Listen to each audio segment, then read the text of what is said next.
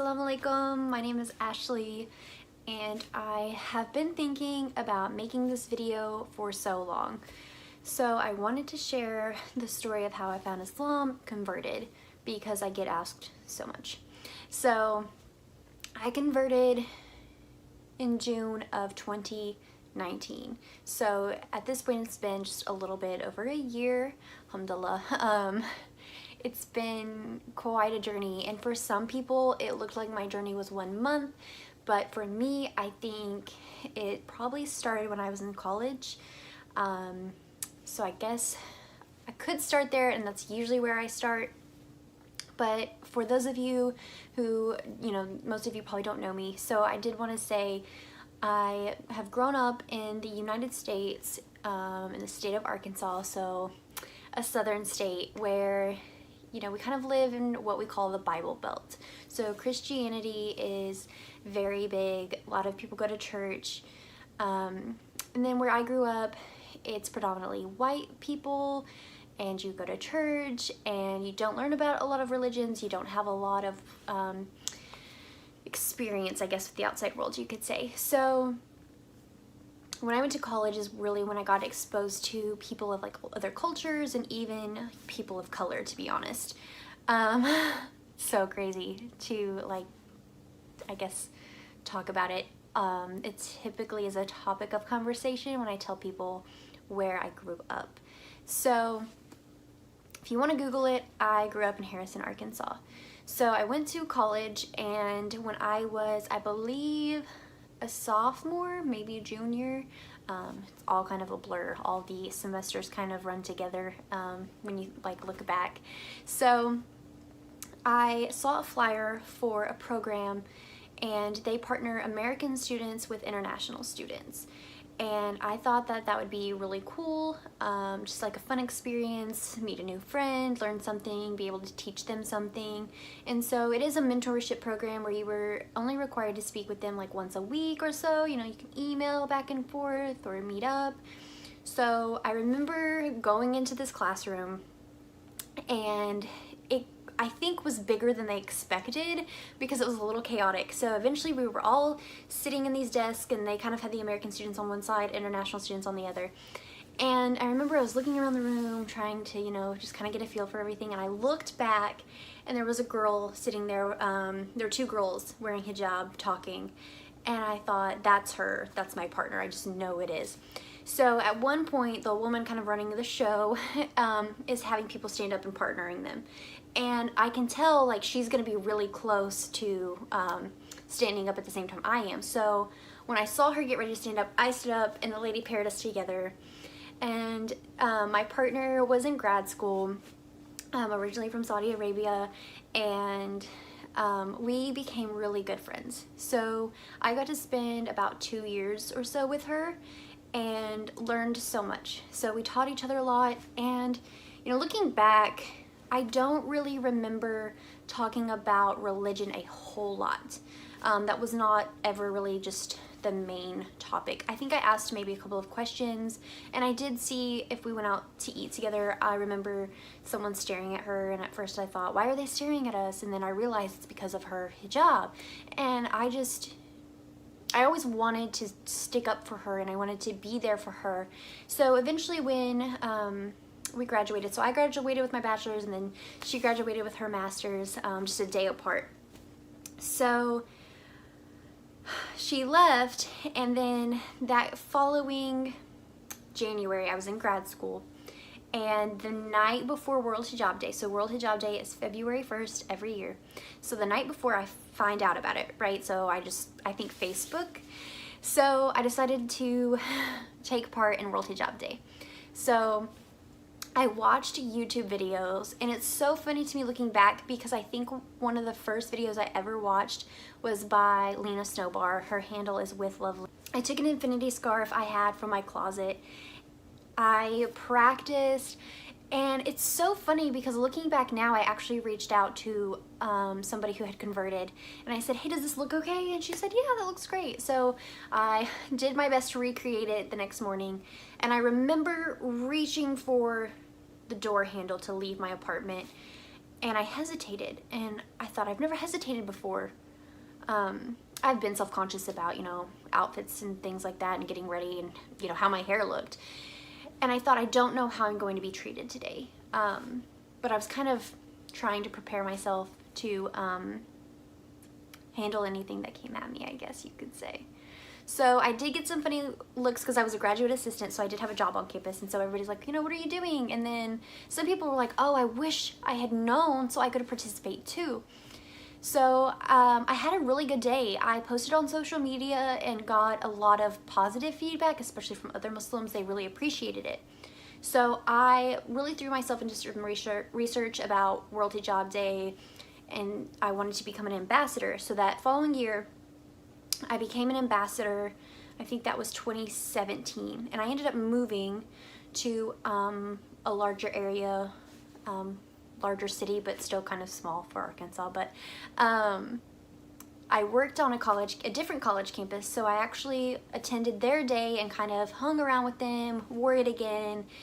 And then the next year, so 2018, I said I want to hold my own event in the city.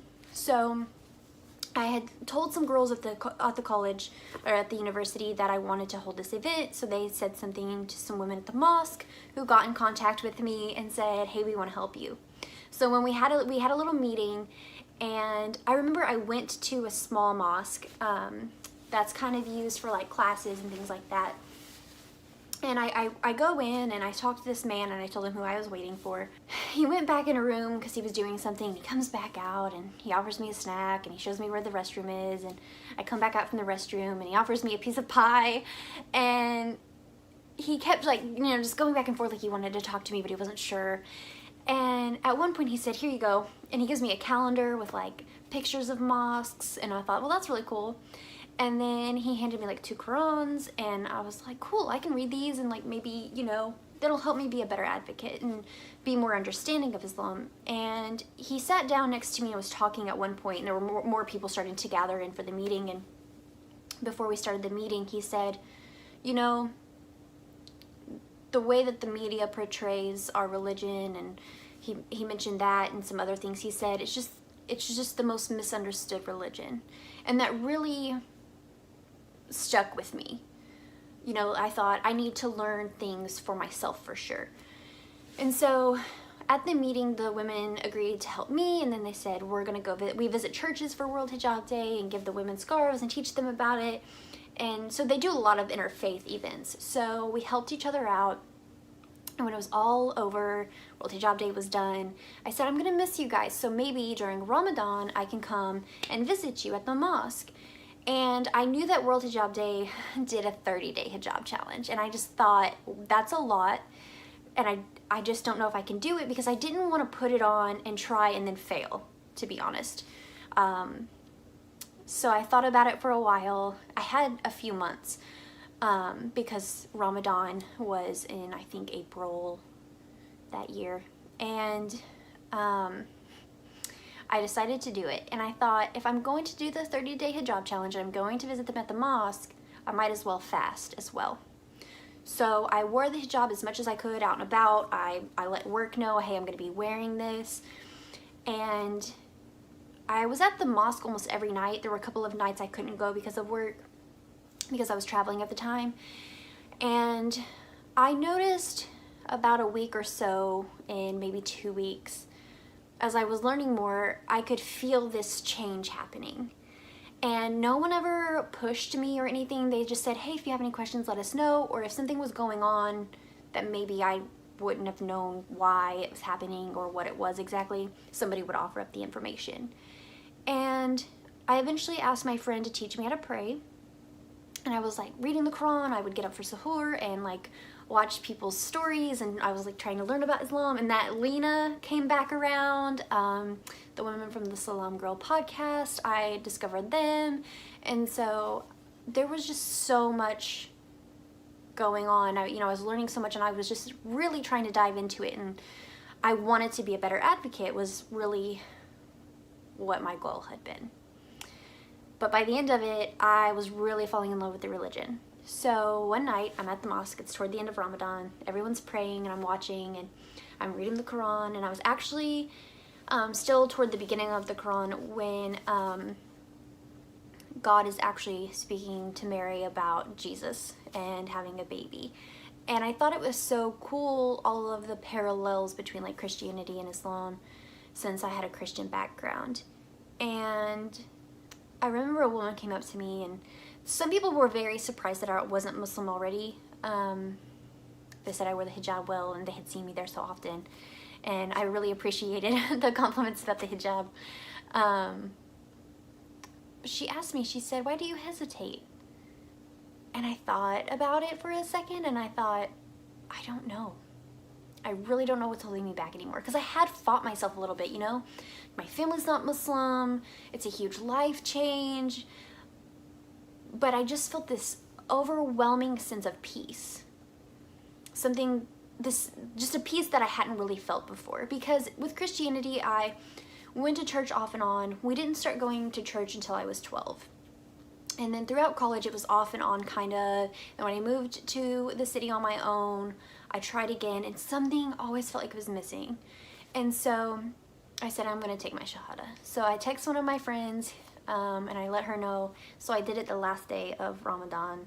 And it's there's hardly any words to describe how amazing it is. Even just sitting here talking about it. It's been amazing, and I'm so grateful. Allah has blessed me tremendously, and I wouldn't change a thing. So that's pretty much my story. I welcome any questions in the comments. Maybe I didn't really talk about something. I will say, since I converted, I just ended up not taking my hijab off, and I think the hijab was kind of one of those things that helped. Like, I got very comfortable, and to me the hijab helps me remember Allah, which is so important, and it reminds me of my faith, and it's an outward appearance of my faith. And then, you know, modesty is important too. I enjoy just everything. I love my hijab. Like, I can't imagine not having it, and being Muslim, I can't imagine that. So my family, I know I'll get this question too, so I'll go ahead and answer it. How did your family respond? So I think that they were all a little surprised and thrown off. They offered some support. I noticed later that that support wavered a bit. I know it's confusing. So I do, of course, visit them for their holidays like Christmas. You know, I'm there to support them.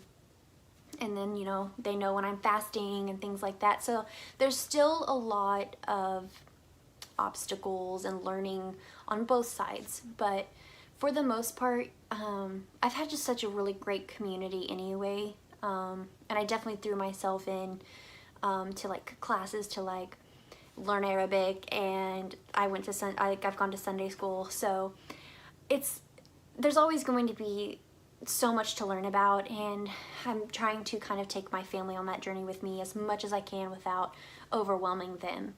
But alhamdulillah, I found this beautiful religion, and I'm so grateful for it. So again, please go ahead and drop some comments below. I'd love to know if you guys want to know more, and follow me on this journey as I continue. So thanks for watching.